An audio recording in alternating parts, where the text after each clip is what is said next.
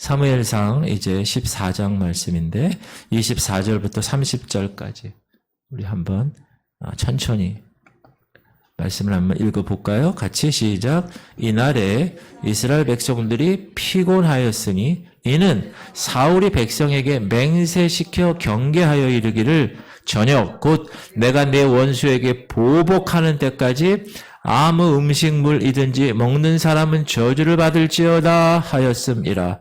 그러므로 모든 백성이 음식물을 맛보지 못하고 그들이 다 수풀에 들어간즉 땅에 꿀이 있더라.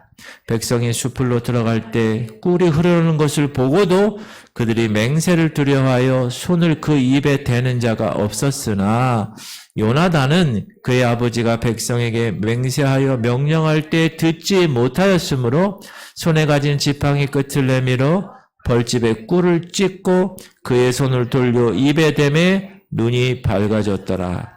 그때 백성 중 한 사람이 말하여 이르되 당신의 부친이 백성에게 맹세하여 엄히 말씀하시기를 오늘 음식물을 먹는 사람은 저주를 받을지어다 하셨나이다. 그러므로 백성이 피곤하였나이다 하니 요나단이 이르되 내 아버지께서 이 땅을 곤란하게 하셨도다.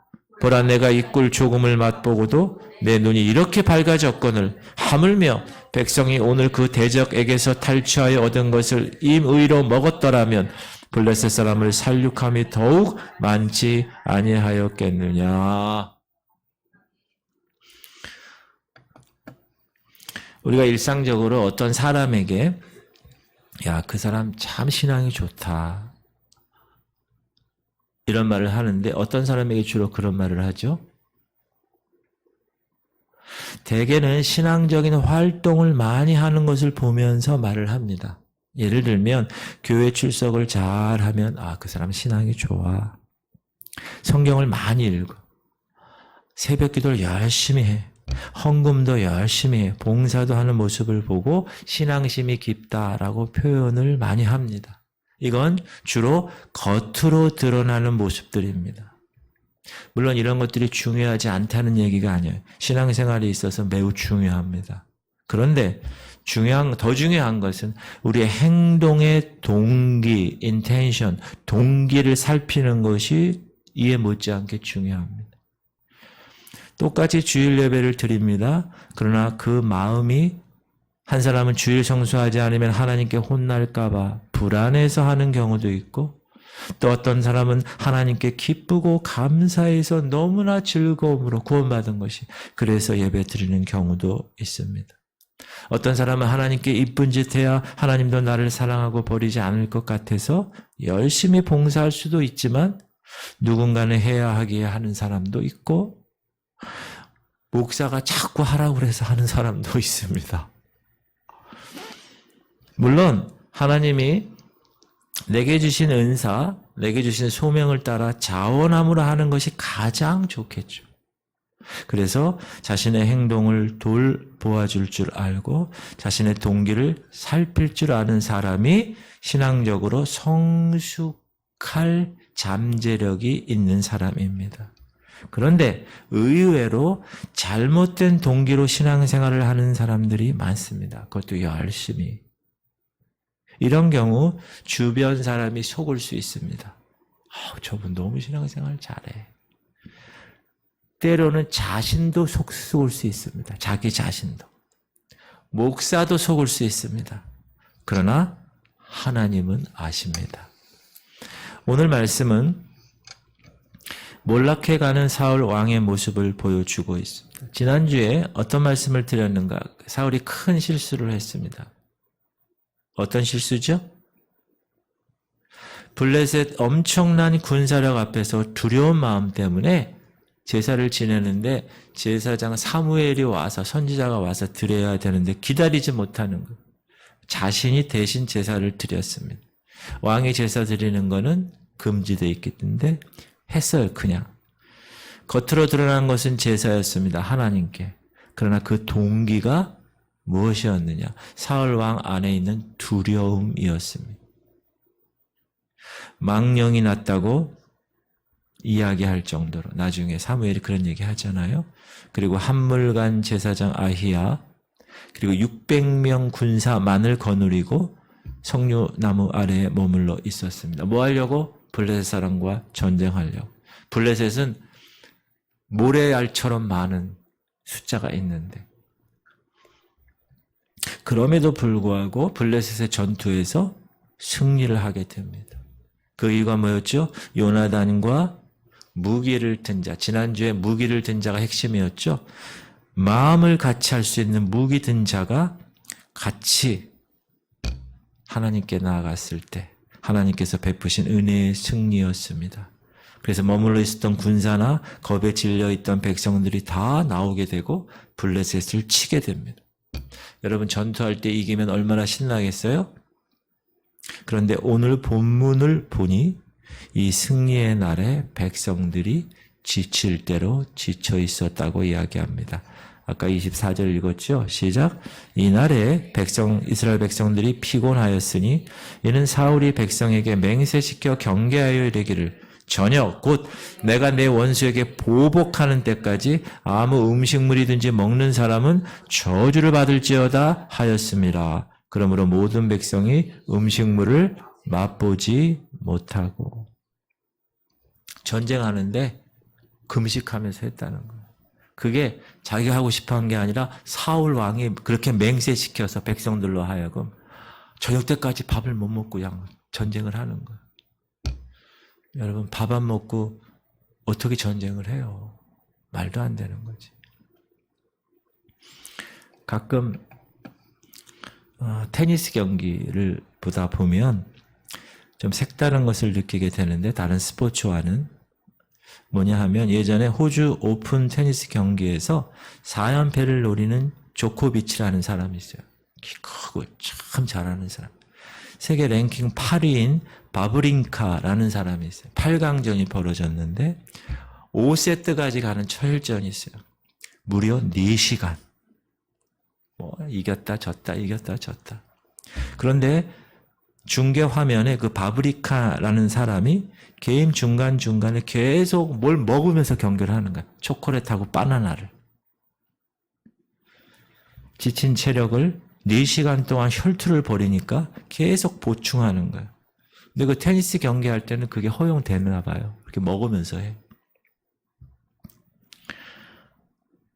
물론 먹었기 때문은 아니겠지만 그 바브린카라는 사람이 그 경기에 승리를 했어요. 테니스 경기에도 음식물 섭취를 허락하는데 오늘 본문 사울은 전쟁 중인데 금식을 명령한 것입니다. 그러니 이로 인해서 백성들은 싸우러 나간 사람들은 배고픔과 피곤 때문에 이겼긴 이겼지만 하나님의 은혜로 승리의 감격을 누릴 수가 없어요. 너무 배가 고프니까. 그러면 왜 사울 왕이 전쟁 중에 금식을 명령했을까? 사울이 백성들에게 금식을 맹세시킨 거거든요, 지금. 사울 자신이 금식을 하겠다는 게 아니에요. 전쟁에 참석한 모든 백성들에게 야 너희들 저녁까지 금식하면서 전쟁 수행하겠다고 하나님께 먼저 맹세해. 그렇게 명령한 겁니다. 왕의 명령이니까 지켜야 되겠죠. 그러면 사울 왕이 왜 전쟁 중에 금식이라는 이렇게 비상식적이고 어리석은 맹세를 했다고 생각하십니까? 우선 사울의 마음의 동기가 지나치게 개인적인 분노와 보복의 마음 가운데 있었기 때문에 그런 거예요. 아까 우리가 읽었던 24절에 보면 내가 내 원수에게 보복하는 때까지 이런 얘기를 하는 거 보면 이 블레셋 철기문화, 이 블레셋 이 군사를 보고 초조하고 두려워하고 얼마나 안타까웠을까. 근데 그것이 이제 승리하고 나니까 극도로 보복심으로 변한 것입니다. 여러분 리더십인 왕 혹은 대통령 이런 사람들이 개인적인 감정에 휩싸이게 되면 곤란해집니다. 교회 목사도 마찬가지. 잘못하다가는 개인적인 일을 공적인 힘을 통해서 해결하려고 할 때가 많습니다. 그래서 비리가 발생하는 거예요. 개인적인 것은 개인적인 일인데 개인적인 일이 잘 안 되니까 자기의 공적인 그 권위를 가지고 해결하려고 그러는 거예요. 지금 사울이 그렇다. 사울은 왕이잖아요. 백성의 안위보다 개인적인 보복심이 더 컸기 때문에 거기에 초점을 맞추게 된 것입니다. 또한 사울은 이런 생각을 한 거예요. 평범하게 싸우는 것보다 금식하며 싸우면 하나님이 좀 더 도와주시지 않을까라는 생각을 한 거예요. 사실 이 블레셋 전쟁과의 승리는 사울이 기여한 바가 아무것도 없습니다. 승리를 주신 건 다 하나님이 주신 것입니다. 근데 사울은 하나님께 대해서 잘못 이해하고 있는 거예요. 야, 우리가 금식하는 결연한 의지를 하나님께 보여드리면 하나님이 더 큰 승리를 주실 거야 생각한 것이죠. 하나님을 너무 인간적으로 생각한 겁니다. 하나님을 마치 하나님과 거래하는 자세로 삶을 사는 사람이 이 사울 왕인 것입니다. 오늘은 30절까지만 읽었지만 이 후반부에 14장 후반부에 보면 사울이 맹세를 2번 더 합니다. 맹세하는 장면이 2번 더 나오는데 언제 나오느냐? 39절에 나와요. 시작. 이스라엘을 구원하신 여호와께서 살아계심을 두고 맹세하노니 내 아들 요나단에게 있다 할지라도 반드시 죽으리라 하되 모든 백성 중 한 사람도 대답하지 아니하며. 이 장면은 뭐냐 하면 밤에 블레셋 사람을 급습해서 한 사람도 남기지 말자 사울 왕이 제안을 하는 거예요. 그러니까 제사장이 왕이시여 이거 하나님께 한번 묻고 가십시다. 제사장이 그때 우림과 둠림이라는 것을 통해서 하나님의 의견을 묻고 했는데 하나님이 아무 대답이 없으신 거예요. 이런 경우는 하나님이 죄로 인해서 대답하지 않으신다고 생각한 거예요. 그래서 사울이 그 죄가 누구의 죄로 밝혀지든 그 사람이 아들 요나단이라 할지라도 내가 그 죄를 반드시 죽게 하겠다. 반드시 죽으리라. 맹세를 한 거예요. 근데 그 죄가 진짜로 요나단으로 해서 시작이 되었 것이잖아요. 그래서 밝혀지니까 44절을 또 이렇게 맹세하는 거예요. 시작. 사울이 이르되 요나단아 네가 반드시 죽으리라. 그렇지 않으면 하나님이 내게 벌을 내리시고 또 내리시기를 원하노라. 이것도 하나님 앞에서 맹세하는 거예요. 자, 그러면 이 대목에서 우리가 생각해 볼 것은 그러면 사울이 왜 이렇게 맹세를 자주 했을까? 따라합시다. 그 이유는 자신감이 없어서 그렇습니다. 자, 하나님의 뜻에 의해서 사울을 왕으로 세웠어요. 이스라엘 초대 왕으로. 그가 무슨 업적이 있어서? 아니에요. 그냥 하나님의 은혜로 세워진 왕이었습니다. 그러면 하나님의 은혜로 나는 세움 받았구나. 저가 그렇게 생각해요. 나는 하나님의 은혜로 우리 귀한 교회의 담임 목사로 하나님께서 은혜를 주셨구나. 이렇게 생각하면 되는 거예요. 스스로 그렇게 받아들이면 되는데 사울 스스로 난 왕으로 부족해. 이렇게 생각한. 이렇게 자신감이 없으니까 왕의 권위를 세우기 위해서 계속 맹세를 한 거예요. 계속해서. 우리가 말을 할 때 그냥 사실 그대로 얘기하면 돼요. 이건 이렇고 저건 저렇다. 그런데 어떤 사람 보면 내가 맹세해 맹세. 강하게 말하는 사람 있죠? 여러분 그게 왜 그런지 아세요? 여러 가지가 있는데 자신의 뜻을 관철시키려는 의지가 너무 강했을 때 그런 경우가 있고 자신의 결백을 주장할 때 그런 경우가 있습니다. 하나님 앞에서 내가 이렇게 살겠습니다 하는 헌신과 약속의 의를 넘어서 내 말이 거짓말이면 내 손에 장을 지지겠다 이런 식의 맹세를 한다는 거예요. 그거는 자신의 결백을 주장하기 위한 어떤 수단으로 맹세가 왜곡된 것입니다. 우리의 대화 속에도 그런 경우가 많이 있어요. 하나님을 이런 수단으로 가져다가 사용하는 습관이 없는지 잘 살펴봐야 합니다. 많은 경우에 여러분 믿는 사람들끼리 기도 많이 한다는 사람이 특별히 이렇게 얘기하는 경우가 있어요. 표현이에요. 이건 표현. 하나님이 내게 이렇게 말씀하셨어요. 그렇게 얘기하면 듣는 사람이 어떻게 생각하냐면 와, 저 사람 상당히 영적인 사람인 것 같아. 그렇게 보일 수 있잖아요. 그래서 남들에게 자신의 주장을 관철시키려고 하나님을 동원하여 힘을 실어보려는 의도가 그 말에 숨겨져 있을 수 있는 거예요. 그냥 말씀을 읽다가 하나님 이런 마음을 주셨어요. 이렇게 얘기하거나 아니면 설교 듣다가 이런 지혜가 생겼어요. 이렇게 말하는 것이 더 좋습니다. 하나님이 내게 어젯밤 이렇게 말씀하셨어요. 이렇게 얘기하는 것보다는 사울이 지금 전쟁 중에 금식이라는 이 어리석은 맹세를 하는 것은 지나친 개인적인 보복심, 그리고 하나님에 대한 잘못된 이해, 그리고 자신을 영적으로 보이고자 하는 마음, 이런 것이 다 합하여서 작품이 만들어진 것입니다. 목사인 저부터 이런 생각을 많이 하게 됐어요. 내가 어떻게 말을 하는 것이 성도들이나 하나님 앞에 올바른 것인가? 특별히 영적인 일을 감당하는 그런 측면에 있어서. 여러분들도 마찬가지입니다.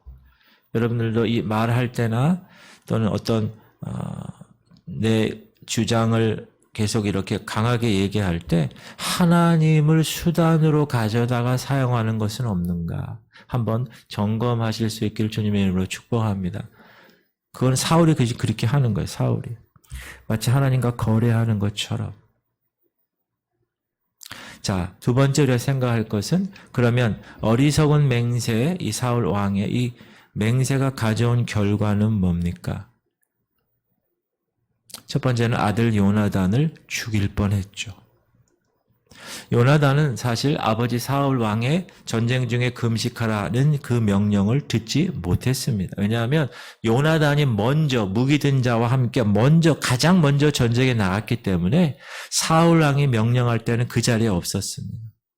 그러던 중에 요나단이 전쟁 중에 그 벌집을 보니까 그 당시에 먹을 게 있었겠어요. 근데 벌집이 있으니까 지팡이로 벌집에 꿀을 먹었습니다. 눈이 밝아진 거예요. 그러니까 옆에 있는 백성들이 아이고 왕자님, 아버지 왕이 금식 명령했어요? 모르셨어요? 이렇게 얘기를 해줍니다. 그때 이 요나단 아들이 백성들 앞에서 아버지 사울 왕의 잘못을 지적하죠. 물론 아들이 아버지의 잘못을 지적하는 건 성숙한 태도는 아닙니다. 그러나 요나단이 청년의 나이라는 걸 생각해 보면 이해할 수도 있습니다. 그런데 여러분, 부모로부터의 잘못된 그런 명령 있잖아요. 권위 세우기 위해서. 이것은 자녀들에게 오히려 권위를 잃게 합니다. 여러분 부모로서 그거 잘 기억하세요. 이 사건으로 인해서 결국 사울 왕은 아들 요나단을 죽이도록 명령하죠. 그러나 백성들은 그 말에 순종하지 않습니다. 왕의 명령임에도 불구하고 불복종을 하죠. 45절 시작. 백성이 사울에게 말하되 이스라엘의 이 큰 구원을 이룬 요나단이 죽겠나이까? 결단코 그렇지 아니하나이다. 여호와의 살아계심을 두고 맹세하옵나니 그의 머리털 하나도 땅에 떨어지지 아니할 것은 그가 오늘 하나님과 동행하였음이니이다 하여 백성이 요나단을 구원하여 죽지 않게 할. 사울 왕은 죽이라고 했는데 백성들은 아닙니다. 블레셋으로부터 구원이 사울 당신으로부터인 게 아니라 요나단으로 시작되었어요. 그걸 알고 있었던 거야, 백성들은. 그런데 어떻게 승리의 주역인 요나단 저 왕자를 죽일 수 있겠습니까? 오늘 요나단 저 왕자는 하나님과 동역했어요. 이렇게 백성들도 맹세하는 거야, 맹세. 지금 맹세 대결이 벌어지고 있어요. 자, 아버지 사울은 아들을 죽이겠다고 맹세를 하고 백성들은 요나단을 살리겠다고 맹세를 합니다. 왕과 백성의 대결 구도입니다. 왕은 여러분 백성을 위하는 것이 왕이에요. 진정한 왕은. 목사는 성도들을 위하는 것이 진정한 목사예요. 백성도 마찬가지. 왕에게 충성을 다하는 게 백성의 모습이에요. 성도들도 마찬가지예요. 목사와의 관계를 잘 해서 하나님 교회를 잘 세우는 것이 너무나 귀한 거예요. 그런데 이러한 사울 왕의 모습을 보니 백성들의 신임을 받지 못하게 되고 몰락하는 계기를 사울 왕 스스로 마련하게 된 꼴이 된 것입니다. 어리석은 맹세가 가져온 또 하나의 결과가 있는데, 자, 저녁에 대해서 금식 명령이 해제되었죠. 백성들이 얼마나 배가 고팠겠어요. 가만히 앉아있는 것도 아니고 막 전쟁을 했으니까. 그러니까 금식이 해제되니까 막 허겁지겁 그냥 전쟁에서 탈취한 양과 소를 잡아먹는 것. 그런데 율법에는 피를 먹지 못하도록 규정되어 있습니다. 왜 그러냐 하면 피는 생명을 상징하고 그 생명의 주인은 하나님이라는 것을 가르치기 위해서 피째 먹지 말라고 나와 있어요. 그래서 짐승을 잡으면 피를 다 빼기까지 기다려야 돼. 그 고기를 먹으려면. 근데 이날 너무 배가 고프니까 피를 다 빼지 않고 먹음으로써 백성들로 하여금 율법을 어기게 하는 죄를 짓게 된 것입니다. 백성들이 피째 고기를 먹고 있습니다.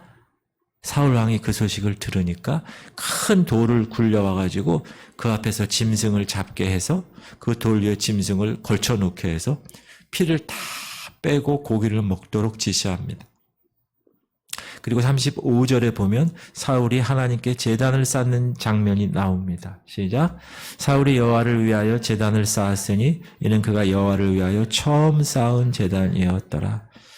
사울 왕이 여호와를 위하여 첫 제단을 쌓았다.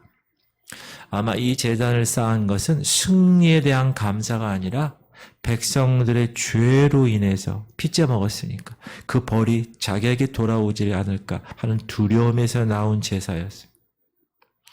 사울 왕은 이렇게 아버지로서 아들을 사지로 몰아가고 왕으로서 백성들을 사지로 몰아간 주인공이 되었습니다. 뭐 때문에? 어리석은 맹세 때문에. 사랑하는 성도님들, 하나님의 힘을 동원한 잘못된 언어 습관, 자신만이 아니라 주변 사람들에게도 깊은 상처를 남기게 됩니다. 또한 아버지와 아들과 백성과 왕의 관계를 깨뜨리게 되는 것입니다. 그러므로 여러분 언어 생활에 조심해야 합니다. 여러분 말 한마디도 교회 내에서, 여러분 가정 내에서 조심해야 합니다. 그래야 하나님께서 그 관계를 유지시키시는 것입니다. 여러분 언어 습관 조심해야 됩니다. 세 번째 생각할 것은 37절 보면 하나님은 사울의 질문에 대답하지 않으십니다. 시작. 사울이 하나님께 묻자오되 내가 블레셋 사람들을 추격하리이까? 주께서 그들을 이스라엘 손에 넘기시겠나이까 하되 그날에 대답하지 아니하시느니라. 왜 하나님이 이 사울 왕의 질문에 대답하지 않으셨을까? 이때까지는 요나단의 금식 파괴 행동이 아직 밝혀지지 않았을 때입니다. 백성들이 요나단을 신뢰해서 왕에게 이야기하지 않았어요. 아직까지는. 그런데 하나님의 응답이 없으니까 이게 무엇이 문제인가 막 찾다 보니까 자기 아들 요나단이 금식을 해야 되는데 금식을 파괴한 것에 대한 것을 알게 된 거예요. 드러나게 된 거예요. 만약 하나님이 응답해 주셨다면 요나단의 문제는 넘어갈 수 있었던 건데, 그런데 왜 하나님이 요나단이 죽을 죄를 범한 거 이를 간과할 수 없어서 이를 드러내게 하신 걸까요? 그것은 이 사울로 하여금 무엇이 문제인지 생각할 수 있도록 문제를 노출시키는 겁니다. 야, 네가 행한 그 어리석은 맹세, 그것이 가져온 결과가 무엇인지 한번 봐 라고 하나님 문제 제기를 하게 하신 겁니다. 만약에 이때 사울 왕이 이때라도 자기가 잘못한 것을 좀 시인하고 하나님께 용서를 구하면 이 문제가 쉽게 해결될 수 있었을 것이고 하나님의 손에 그 왕으로서의 기회도 다시 잡을 수 있었을 것입니다. 그러나 사울은 그렇게 하지 않고 자신이 잘 되었다고 자신의 결백만을 주장하느라고 아들 요나단을 사지로 몰아넣고 백성들과 대결 구도가 되고 하나님과 백성들에게서 신임을 잃어버리게 되는 것입니다. 사울 왕은 매우 종교적인 삶을 산 사람입니다. 14장에 나타난 사울의 모습을 보면 18절에 제사장에게 자문을 구하고 24절에 금식을 명령하고 34절에 율법에 맞는 정결한 음식을 먹도록 하고 35절에 하나님께 제단을 쌓고 36절부터 42절까지 신성한 에봇에 있는 우림과 둠밈으로 기도하는 모습을 보여줬습니다. 자, 제가 처음에 얘기했듯이 겉으로 드러난 이런 종교적인 모습과는 달리 그 마음은, 사울왕의 그 마음은 어땠어요? 두려움으로 가득 찼고 개인적인 분노로 가득 찼고 자기 주장으로 가득 찬 모습입니다. 사무엘로부터 당신이 하나님의 말씀을 순종하지 않았으니 하나님도 당신을 떠났습니다 라는 말을 듣는 것이. 사울은 하나님의 영이 떠나니까 하나님이 함께 하시는 것처럼 보이기 위해서 더 종교적인 사람이 된 것입니다. 근데 여러분, 그것은 조작이거나 쇼였다고 볼 수밖에 없습니다. 오늘 뉴스 보니까 정치인들이 뭐 하는 게 다 비판하는 거예요. 상대방을 쇼했다 그러고 뭐 했다 그러고. 진정한 하나님의 영이 이 안에 거하지 않으면 여러분, 종교인처럼 쇼를 부릴 수밖에 없는 사울 왕의 모습, 이 모습을 우리에게 오늘 말씀해 주고 계시는 것입니다. 그런데 놀라운 것은 뭐냐? 47절 이후에 읽어보면 군사적으로 사울은 용감하게 표현되어 있고 사방의 적으로부터 나라를 지키는 승리의 왕으로 표현되어 있어요. 한번 47절, 8절만 읽어볼게요. 시작. 사울이 이스라엘 왕위에 오른 후에 사방에 있는 모든 대적 곧 모압과 암몬 자손과 에돔과 소바의 왕들과 블레셋 사람들을 쳤는데 향하는 곳마다 이겼고 용감하게 아말렉 사람들을 치고 이스라엘을 그 약탈하는 자들의 손에서 건졌더라. 그러나 우리는 사실과 전혀 다른 것을 알고 있어요. 뭐냐? 사울 왕 때의 승리는 사울이 잘해서 승리한 게 아닙니다. 요나단과 같은 다른 요소 때문에 승리한 것이고, 궁극적으로는 하나님이 왕정을 시작하면서 이제 초대 왕이 되잖아요. 하나님의 왕됨을 드러내기 위해서 그렇게 승리케 하신 거예요. 사울 왕을 통하여서. 근데 사울은 그렇게 생각하지 않은 거죠. 계속 이렇게 승리케 하는 이유를 사울이 알아차려야 된 거예요. 이렇게 이기게 하는, 사울을 승리케 하는 것은 계속 사울에게 기회를 주는 거예요. 하나님께서. 야, 네 잘못을 깨달을 수 있는 기회를 주신 거예요. 문제를 드러내게 하시는 거예요. 불순종에도 불구하고 승리하는 것을 통해서 자복하고 회개해야 되는 거예요. 하나님이 어떤 분인지 알 수 있는 기회를 주신 것입니다. 그러나 사울 왕은 자신을 돌아보지 못했습니다. 껍데기 인생을 산 것입니다. 겉으로 종교적인 사람처럼 처신했습니다. 사람들이 그렇게 다 보고 있는 거예요. 전쟁에서도 승리했습니다. 그건 하나님의 은혜인데. 그러니까 자기가 어떻게 생각해요?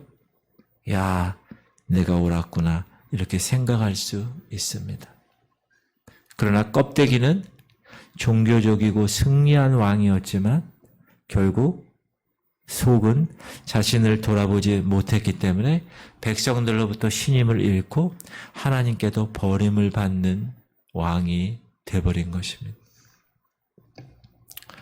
사랑하는 성도님들, 우리가 가정이나 직장이나 교회에서 사울과 같은 지도자가 되지 않도록 주의해야 합니다. 부모로서 자녀에게 어리석은 명령을 내릴 수 있습니다. 자녀들이 이럴 때 투툴거리고 막 거역하죠. 이때 내가 잘못했구나 라고 이야기할 수 있어야 됩니다. 근데 부모들은 그렇게 하지 않죠. 자녀들이 말 대답한다고, 부모의 권위에 도전한다고 거기에만 초점을 맞춥니다. 우리가 오늘 사건을 통해서 요나단이 아버지의 잘못을 지적하는 거 있잖아요. 그리고 백성들이 왕의 명령을 거역한 거 있잖아요. 그게 문제의 핵심이 아니에요. 그게 다 잘됐다고 얘기하는 건 아니에요. 그게 잘못된 거지만 문제의 핵심은 거기가 아니에요. 그런 상황을 초래한 사울 왕의 어리석은 명령, 사울 왕의 잘못된 권위의 사용이 문제의 핵심입니다. 사랑하는 성도님, 혹시 내가 우리 자녀들에게 이런 태도를 가지고 있지 않나 한번 돌아봐야 될 것입니다. 직장에서 여러분이 상사예요? 이런 태도로 내가 밑에 사람들을 다루고 있지 않나 돌아보아야 합니다. 목사인 저는 성도들에게 불필요한 짐을 지우고 하나님께 왜곡된 태도를 가지고 있게 하고 있지는 않은가 돌아봐야 되는 것입니다. 오늘날 한국의 가정과 직장과 교회가 이 문제로 멍들어 있습니다. 권위는 너무 중요한 거예요. 근데 그 권위가 무너져 내리고 있어요. 목사의 권위가 무너져 내리고 있어요. 학교에서 선생님의 권위가 무너져 내리고 있어요. 가정에서 부모의 권위가 무너져 내리고 있어요. 그런데 여러분, 정작 그 권위가 잘못되게 사용됐기 때문에 권위가 무너진 것입니다. 사울왕을 지금 보면 그래요. 권위를 가진 자가 먼저 자신을 깊이 돌아보고 권위를 가진 자가 이 권위가 무엇을 위한 권위인가를 알고 그것을 바르게 사용해야 권위가 다시 자리 잡을 수 있습니다. 여러분, 지금 목사의 권위가 땅바닥에 떨어졌잖아요. 그건 목사들 책임입니다. 이런 생각을 가져야 돼요. 이 권위가 무엇을 위한 권위인가? 부모의 권위가 땅바닥에 떨어졌잖아요. 부모들이 생각해야 돼요. 야, 왜 가정에 부모의 권위를 하나님이 주셨을까? 무엇을 위한 권위인가? 학교의 선생님이 권위가 떨어졌잖아요. 선생님들이 이런 생각을 해야 돼요. 이 권위가 무엇을 위한 권위인가? 내 철밥통, 내 기득권 유지하기 위해서, 보수하기 위해서. 목사가 시간이 지나다 보니까 삐끗삐끗하면서 그래, 정년 퇴임할 때까지 이거 지켜내기 위해서. 여러분, 그러니까 권위가 땅에 떨어진 것입니다. 그래서 권위가 무너진 것입니다. 잘못된 것을 돌아보고 돌이키고 바로 세울 수 있는 그런 사람이 있는 곳에 권위가 세워지게 되는 것입니다. 특별히 영적인 권위는 하나님이 세우시는 겁니다. 목사가 세우는 게 아닙니다. 목장의 리더가 세우는 게 아닙니다. 교사가 세우는 게 아니에요. 목사가 강단에서 목에 힘주면서 할렐루야 권위 있게 배에 힘주고 얘기했다고 그래서 그 목사가 권위가 있는가? 아닙니다. 권위를 사람 스스로 세우려고 그러면, 특히 영적인 권위는 그건 권위가 아닙니다. 권위는 하나님이 세우십니다. 그래서 하나님이 그 사람을 봤을 때, 그 목사를 봤을 때 그 권위를 인정하고 그 권위의 파워를 허락하시는 것입니다. 저는 그런 목사가 되기를 소망하며 살아가려고 노력하고 있습니다.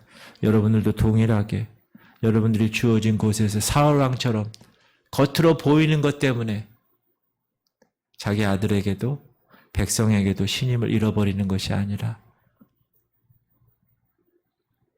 그 어리석은 맹세 때문에 하나님께 사람 앞에 버림받게 되는 계기가 되는 것이 아니라 하나님, 더 성숙한 하나님의 세우시는 그 권위를 가지고 섬기게 하시오. 영적인 권위는요, 군림하라고 주는 권위가 아니에요. 여전도 회장, 목장의 리더, 교사, 목사, 장로, 이런 직분들이 있죠. 군림하라고 주는 게 아니에요. 섬기라고 주는 겁니다. 그 공동체를. 그러므로 그 권위에 대한 바른 이해를 하는 사람만이 권위를 인정받을 수 있는 것입니다. 그렇지 않은 사람이 너무 많아요.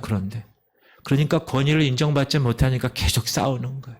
목사고 장로고 나발이고 없어, 이렇게 되는 거예요. 그게 한국교회가 그렇게 돼버린 거예요. 지금 완전히 바닥이 쳤어요. 이제 우리 지구촌 성결교회 창립 30주년이에요. 이제부터 30년 전의 거는 중요하지 않아. 제가 계속 얘기하죠. 과거를 묻지 마세요. 지나간 거 중요하죠. 여러분 삶도 마찬가지. 여러분 지금 60이고 70이잖아요. 그 전에 거 별로 중요하지 않아. 지금부터 중요해요. 지금부터 하나님 말씀대로 하나님 방법대로 살아가면 그러면 하나님이 권위를 세워주시는 거예요. 그게 성숙한 사람이에요. 그런 사람 되시길 바랍니다. 기도합시다.